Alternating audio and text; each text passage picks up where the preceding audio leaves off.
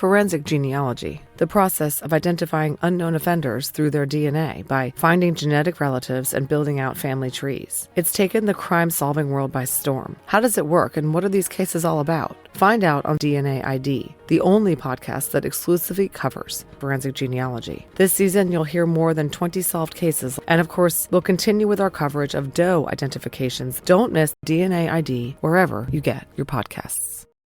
You're listening to Killer Communications, brought to you by AbJack Entertainment. Be sure to check out some of the other great true crime podcasts from this network, including The Murder in My Family, Missing Persons, DNA ID, Citizen Detective, Campus Killings, Scene of the Crime, Zodiac Speaking, and Beyond Bizarre True Crime. All of these podcasts are available for you to binge on right now, wherever you listen to podcasts. Subscribe where you're listening to this podcast so you don't miss an episode.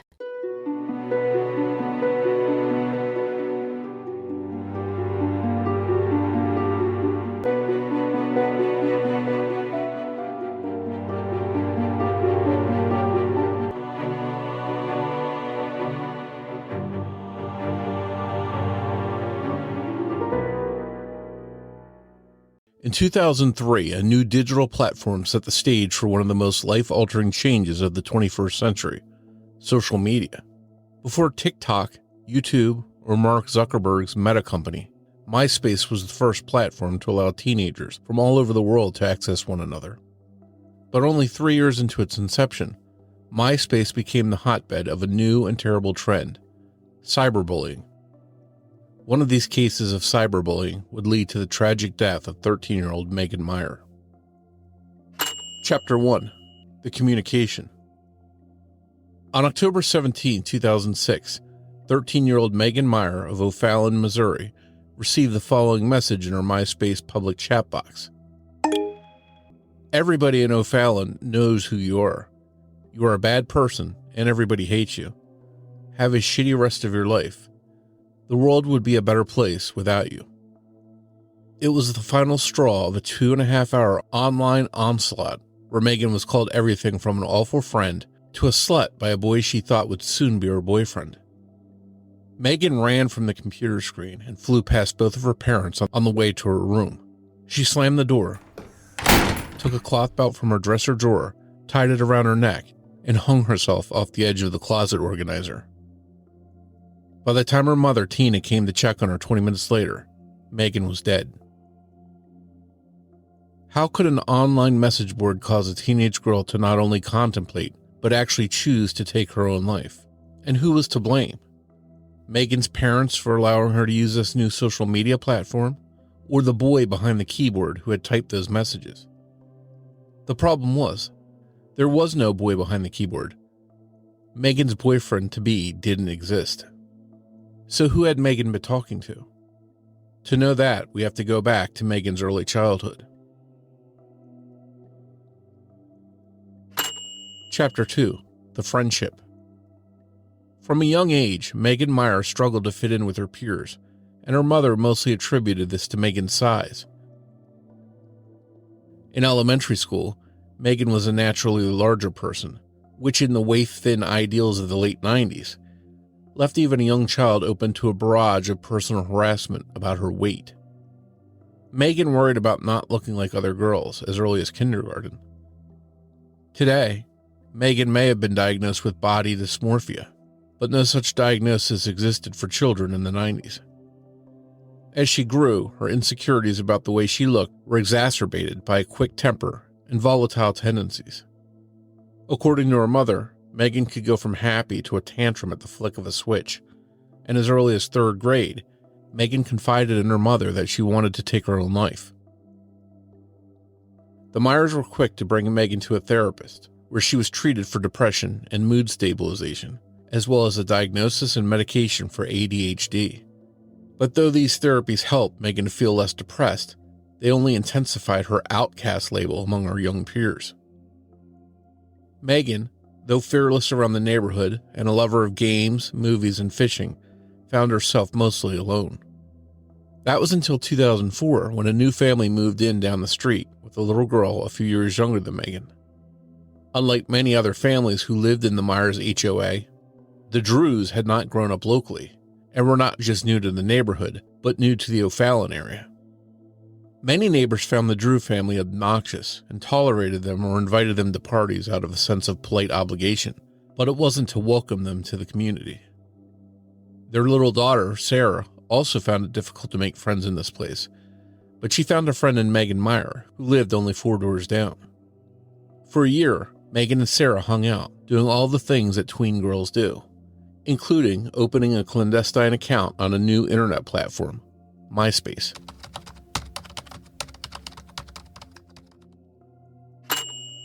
Chapter 3. What is MySpace? The MySpace platform went live on the internet in 2004, and by the time Megan and Sarah were making their pages without their parents' knowledge, there were over 200,000 people creating a new account daily. Unlike early Facebook, which required users to have an affiliate university email address to create a profile, as well as provide a first and last name, MySpace's only credential for making an account was a personal email address. And while MySpace did have an age restriction of 14 and up, the platform had no actual programs for enforcing the restriction. All Megan and Sarah had to do was lie about their age in a setup prompt, and in 20 minutes, the girls had created a profile featuring a flashing image of the Playboy bunny icon and their photos. The girls used it to chat with strangers, and at one point, they even called a boy in New York that they had met on the site. The girls' enjoyment of MySpace was short-lived, as Megan's mother, Tina, found out about the page and forced Megan to shut it down. But the damage was done. Megan had realized she could contact people outside of her own area, who only saw the carefully selected images she chose to post. She didn't need to have friends at school when she could have friends on the internet. But her parents were adamant that she was too young for MySpace. Her only option was to hang out with her friend, Sarah.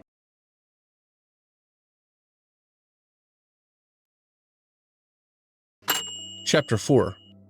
A Souring Friendship. Whether it was due to the fact that Sarah was a little younger than Megan, or if their personalities just didn't match, the girls' friendship was a rocky one. According to Tina, the girls would hang out all day Friday and Saturday with no issues, but by Sunday, Megan would be bored with Sarah and no longer want to hang out with her. Tina speculated that Megan only hung out with Sarah because she had nothing better to do. Sarah took this rejection hard, and it would only get worse when Megan's parents decided to send her to a private school for her 8th grade year. Megan thrived at her new school, which required uniforms, so Megan's worries about her weight and appearance became less important. She began to make friends at school and no longer had a need to hang out with Sarah Drew. In fact, Megan became a bit hostile towards Sarah, and reportedly had called her a lesbian in the middle of one of their fights, which upset Sarah and Sarah's parents. But Megan didn't care. Her new friends were all on MySpace, and Megan wanted to get back on that platform so she could talk to them outside of school. Chapter 5. A New MySpace Profile. Megan begged her parents to let her have a new MySpace account as her 14th birthday present. Since she was only a few weeks away from MySpace's age eligibility, they allowed Megan to make a new account that both her parents had access to as well. On September 13, 2006, Megan re-emerged on MySpace, calling herself Megan Baby, and listing her town as what she referred to as Ghetto St. Louis, Missouri. One of her first posts was about how hot the boys at her new school were, and only 2 weeks after rejoining, Megan got friended by a boy named Josh Evans. His profile stated that he was 16 years old, he preferred Coke to Pepsi, hated sushi, had a trillion CDs, and loved pizza. His picture showed a blue-eyed, wavy-haired young man, and since he was only a few years older than Megan, Tina allowed her daughter to write to him. Over the course of October, Megan and Josh messaged each other for hours each day, carrying on conversations about their favorite music groups, time at school, and about how Josh's goal for 2006 was to meet a great girl, who just happened to have long brown hair like Megan's. And the thing that made Megan swoon the most was when he answered her question about liking skinny girls, and his reply was that weight didn't matter to him. Megan Meier was excited. She was about to get a boyfriend. The problem was, Josh Evans was not a real person.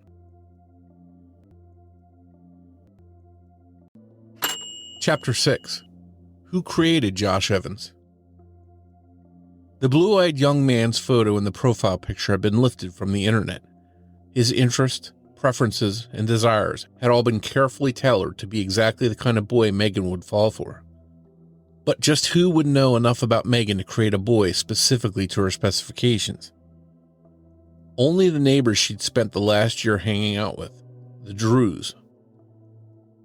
While the idea of trapping Megan was initiated by Sarah and 18-year-old Ashley Grillis, who was an employee for the direct mail business the Drews ran out of their home, the account itself, with the photo and information, were created by Sarah's mother, Lori Drew, who was angry at Megan for the comments she'd made to Sarah after their friendship ended. Allegedly, the purpose of creating Josh Evans was to see if Megan was saying nasty things about Sarah online. But the account escalated, as once the conversations began and Megan got hooked, not only were Sarah and Ashley writing to Megan as Josh, but when neighborhood kids came to hang out at Sarah's house, they were encouraged to join in the game, and they too messaged Megan as Josh. But the worst part was, it wasn't just kids baiting Megan Meier. Sarah's mother, Lori Drew, was often at the helm of the Josh Evans messages.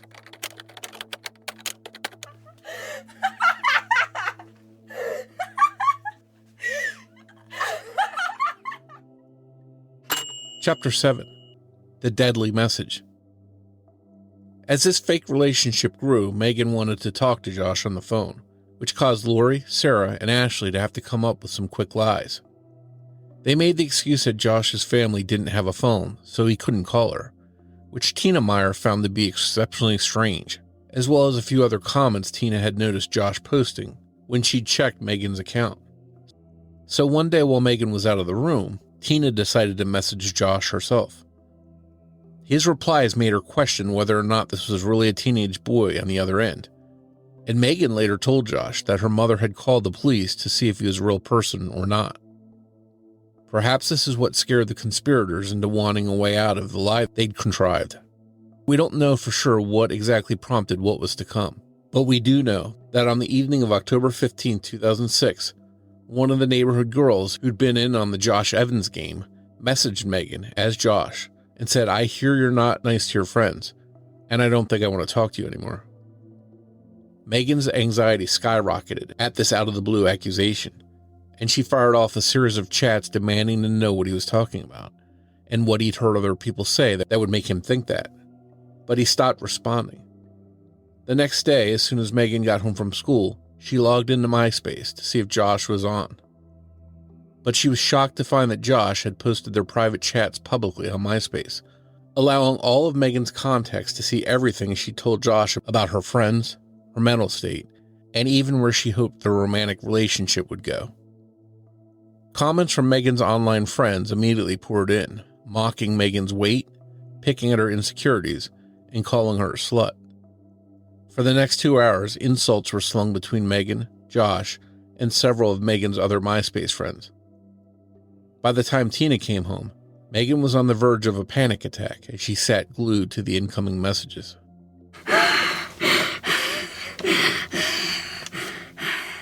Tina told Megan to get off the computer, but Megan remained, and that final comment from Josh clicked onto the screen in front of her. Cruelly, it read, "The world would be a better place without you." Tina demanded to know why Megan was even answering any of the vitriol. But Megan's distress was high, and her mother's insinuation that Megan was part of the problem sent her running to the room where she would take her own life. Chapter 8. A Shocking Suicide. When Tina found Megan hanging in her closet, she immediately got her down and performed CPR while Tina's father called 911.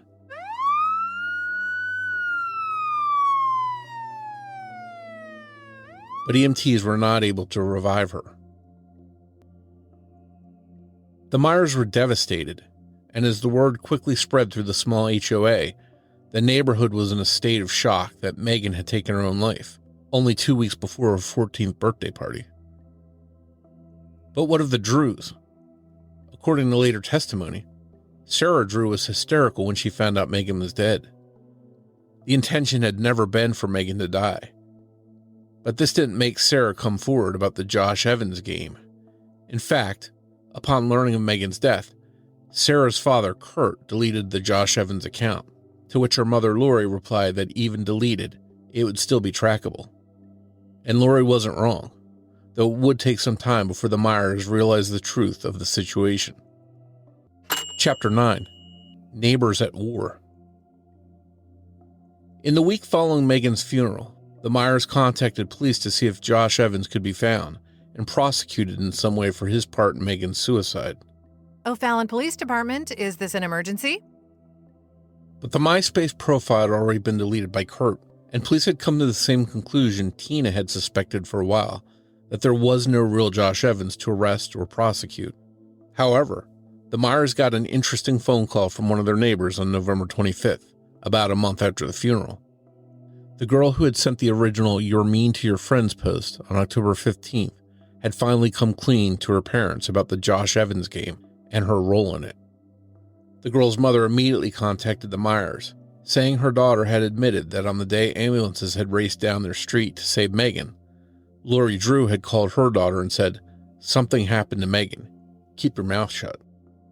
From there, the truth unraveled about who created Josh, who had passwords to the accounts, and more importantly, that Lori Drew, an adult and a parent, had not only known about the game, but encouraged the behavior and even participated. Understandably, the Meiers were shocked, horrified, and angry at the truth. They had been good friends with the Drews. Tina had sold them their house and invited them to dinner. In fact, they were so close that the Meiers had been helpfully storing a foosball table for the Drews in their garage, as it was going to be a Christmas present for Sarah. Upon finding out the Drews' fake MySpace game had led to their daughter's suicide, the Meiers took sledgehammers to the foosball game and destroyed it.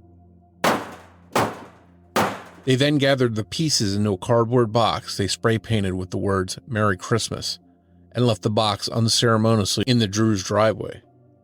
This act, though understandable based on the circumstances, citing a neighborly dispute. But during this call, Lori would expose herself as not only being aware that her daughter had created the Josh Evans game, but that she, a parent, had been actively involved with the MySpace account.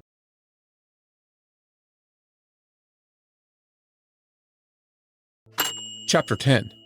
Trial Failures and a Lack of Policies. With a real person to pin the blame of Megan's suicide to, the Meiers wanted justice. Lori and Sarah Drew had created a fake MySpace boyfriend specifically tailored to Megan's desires, only to pull the rug out from under her and expose her deepest feelings to the entire internet when they got tired of playing the game. The problem was, it was 2006. MySpace and any social media were brand new, and there were no policies on the books in Missouri about online bullying.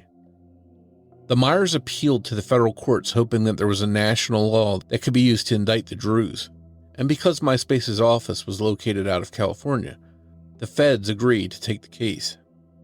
They were able to prosecute Lori Drew under the Federal Computer Fraud and Abuse Act, citing that Lori had violated MySpace's terms and conditions by creating a profile that wasn't her own. However, using this act was a complicated procedure, as it was the first time this act was being prosecuted in this manner. Lori Drew's trial began in November 2008. Her daughter Sarah and her employee Ashley Grillis both testified.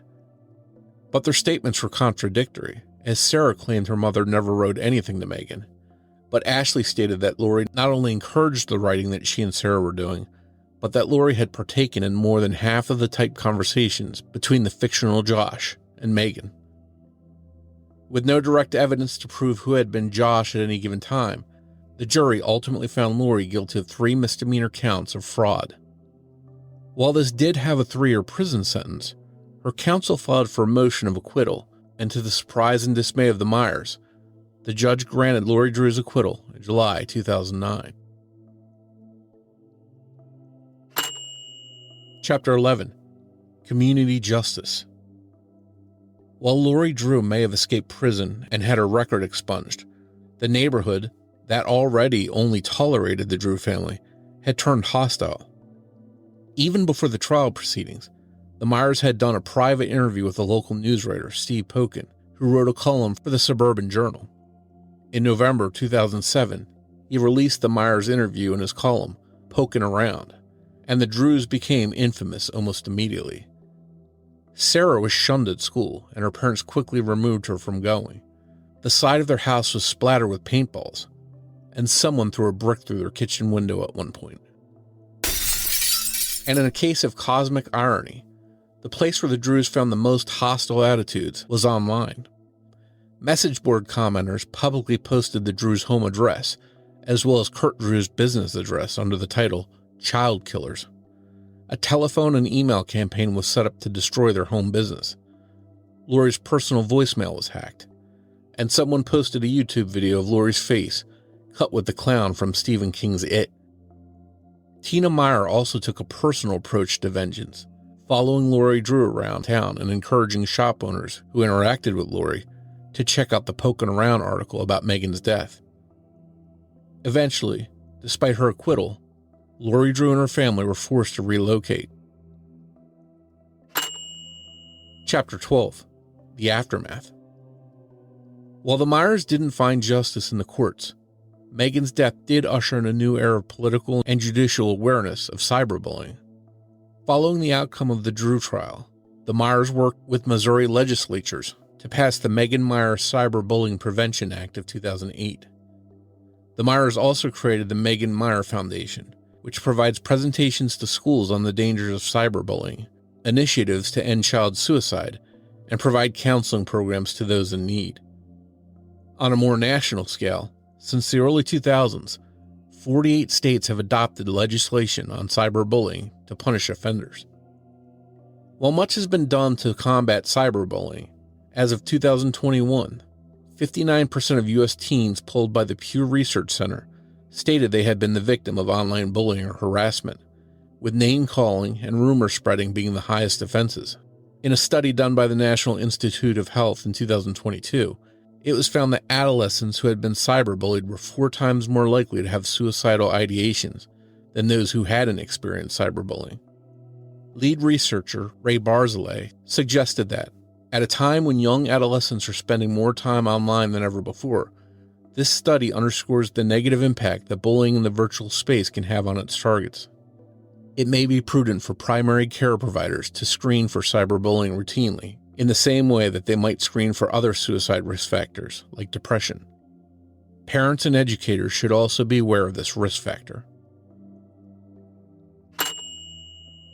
Chapter 13. Where Things Stand Today.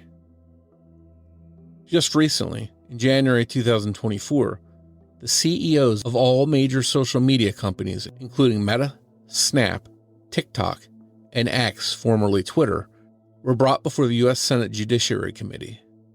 The bipartisan hearing grilled the CEOs for several hours on their lack of company policies to protect children in online spaces.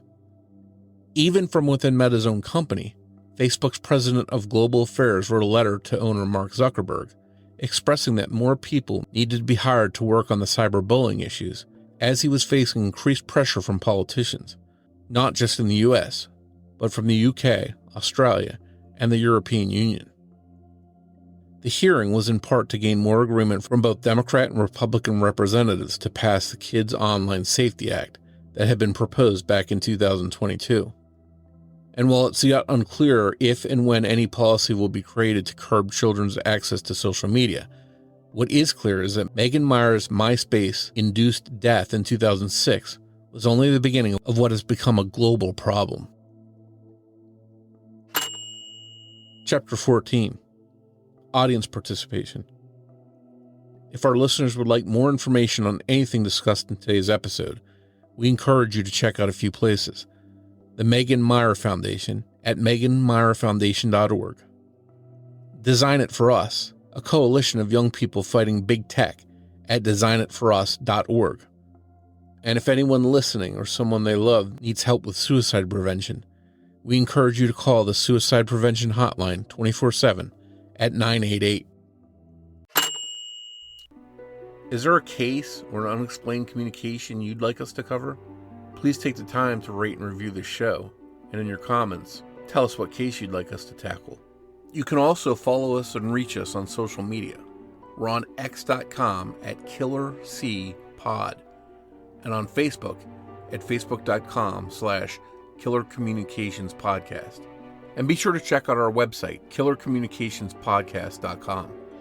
Killer Communications listeners, if you want to support this show and get access to things like ad-free listening, early release episodes, and any bonus content, consider supporting us with an AbJack Insider subscription through Apple Podcast. For $4.99 a month or $49.99 a year, your AbJack Insider subscription will not only unlock all these great benefits for this show, but for every podcast on the AbJack network of indie podcasts. Get your AbJack Insider subscription started with a free trial. Simply head over to Apple Podcast and search for AbJack Entertainment, and you'll find the option to set up and unlock your subscription and start enjoying all the benefits of being a subscriber. We'll also include a link in the show notes. Your support is greatly appreciated. Just a heads up, new episodes of Killer Communications air every other Saturday. Thanks for listening, and we hope you'll join us on the next episode of Killer Communications. Killer Communications is narrated and produced by Mike Morford for AbJack Entertainment. It's researched and written by Abagail Belcastro. Be sure to visit the show's website, killercommunicationspodcast.com, for past episodes, social media links, show news, and more.